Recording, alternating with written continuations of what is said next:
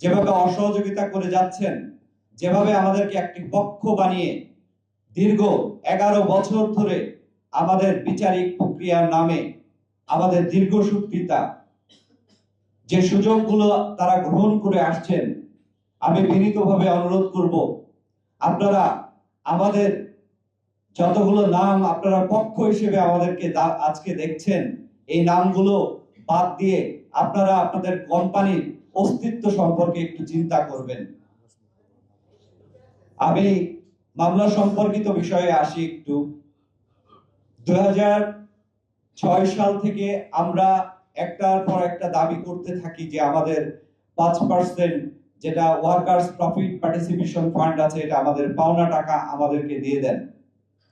এটা শুধু আমরা সান্ত্বনা এবং আশা নিয়ে 2013 সালে এসে যখন তারা 13 সাল অবধি পর্যন্ত আমাদের দিলেন না, 2013 সালের যে ডাব্লিউপিপিএ ফান্ডটা ম্যারিকো গঠন করলেন, 2014 সাল থেকে বেসিক্যালি 2013 সালের যে পাওনাটা আছে 2014 সাল থেকে তারা ডাব্লিউপিপিএ ফান্ড দেওয়া শুরু করে বা ওয়ার্কার্স প্রফিট পার্টিসিপেশন ফান্ড গঠন করে এমপ্লয়ীদের দেওয়া শুরু করে। অত্যন্ত দুঃখের সাথে জানাতে চাই 2006 থেকে 2013 সাল পর্যন্ত যে ব্যক্তিগুলো চাকরি করেছিলেন তাদেরকে সম্পূর্ণ বেআইনিভাবে বঞ্চিত করা হয়। লেবার অ্যাক্ট 2006 এর অক্টোবর মাসে যে প্রজ্ঞাপনটা জারি হয় সেখানে সুস্পষ্টভাবে 232 লেবার অ্যাক্ট 232 ধারায় সুস্পষ্টভাবে ম্যারিকো বাংলাদেশ লিমিটেড একটি উৎপাদনমুখী প্রতিষ্ঠান হিসেবে এবং লাভজনক প্রতিষ্ঠান হিসেবে তারা ডাব্লিউপিপিএ ফান্ড গঠন করতে বাধ্য ছিল। এই আইনি ব্যাখ্যাকে তারা পাশ কাটিয়ে নানান ভাবেই তারা আজ অবধি চেষ্টা করে যাচ্ছে যে তাদের পাওনাটা থেকে আমাদেরকে কিভাবে বিরত করা যায়। তবে মামলা 11 বছর অতিবাহিত হয়ে গিয়েছেন। আমি বলতে চাই মামলা নিষ্পত্তির দায়িত্ব উভয় পক্ষের। আপনারা অনেক কালক্ষেপণ করেছেন। আমাদের শুধুমাত্র হাইকোর্টের একটা উদাহরণ দিয়ে বলতে চাই, আমরা এখানে 99টা ডেট পেয়েছি এবং যদি প্রথম 3টা ডেটের কথা বলি, 3টা ডেটে কোম্পানি 6 মাস 18 মাস সময় নিয়েছিল। এভাবে 99টা ডেট পার হয়ে গিয়েছে। আমি আহ্বান করব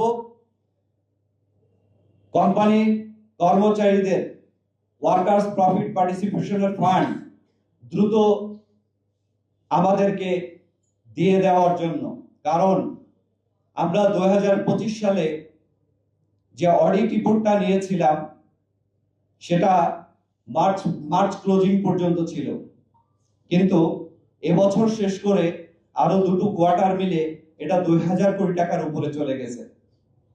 কোম্পানির যেরকম দিনের পর দিন দায়বদ্ধতা বাড়ছে, আমি কোম্পানিকে আহ্বান জানাবো বিচারিক দীর্ঘসূত্রিতার পথ বেছে না নিয়ে আসুন বাংলাদেশের যে ল্যান্ড ল বলি আমরা, সেই ল্যান্ড লকে শ্রদ্ধা করুন। আপনাদেরই এমপ্লয়ি, আপনারা আজকে একটা পক্ষ বানিয়ে রেখেছেন, তাদেরকে সহযোগিতা করুন, তাদের পাওনাটা তাদেরকে বুঝিয়ে দিন। কোম্পানি শুধুমাত্র ইট পাথর কিংবা ব্যাংক তহবিলের কোনো বিষয় না। কোম্পানি মানেই হচ্ছে কোম্পানির কর্মী, কোম্পানির প্রাণী হচ্ছে কোম্পানির কর্মী। সেই কর্মীদের বঞ্চিত করে আজকে যারা ম্যারিকো বাংলাদেশ লিমিটেডকে প্রতিষ্ঠা এই পর্যায়ে নিয়ে এসেছে তাদেরকে বঞ্চিত করা আসলে কোনোভাবেই কাম্য না।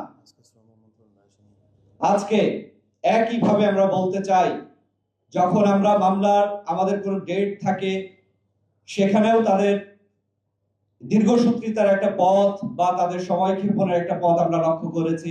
আজকে যখন আমরা মিনিস্ট্রিতে আসলাম সেখানেও তাদেরই এমপ্লয়ি হিসেবে আমরা দাবিগুলো উত্থাপন করার জন্য তাদের কাছে কিছু কথা বলার সুযোগটাও পেলাম না, কারণ তারা আজকে এখানে উপস্থিত হননি।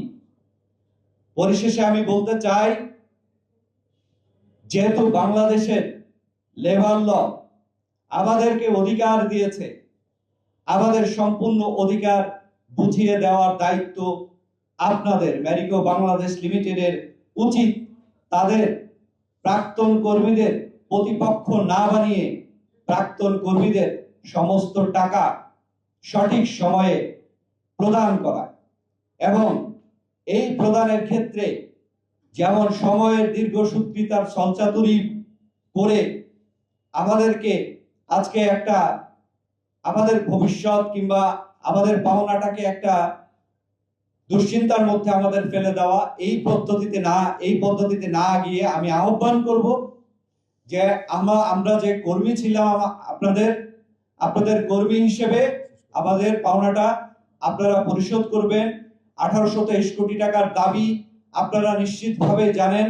আপনারা 2008 সালে বাংলাদেশে যখন লিস্টেড কোম্পানি হিসেবে আসেন, তারপর থেকে যে পরিমাণ আপনারা ইনভেস্ট করেছিলেন, আপনাদের এই বর্তমান 2026 সাল পর্যন্ত কোম্পানি যেখানে দাঁড়িয়ে আছে, এই পর্যন্ত আমাদের কন্ট্রিবিউশন কি, সেই হিসেব বিবেচনা করলে আমাদের টাকা দেওয়া আপনাদের জন্য সহজ হয়ে যাবে।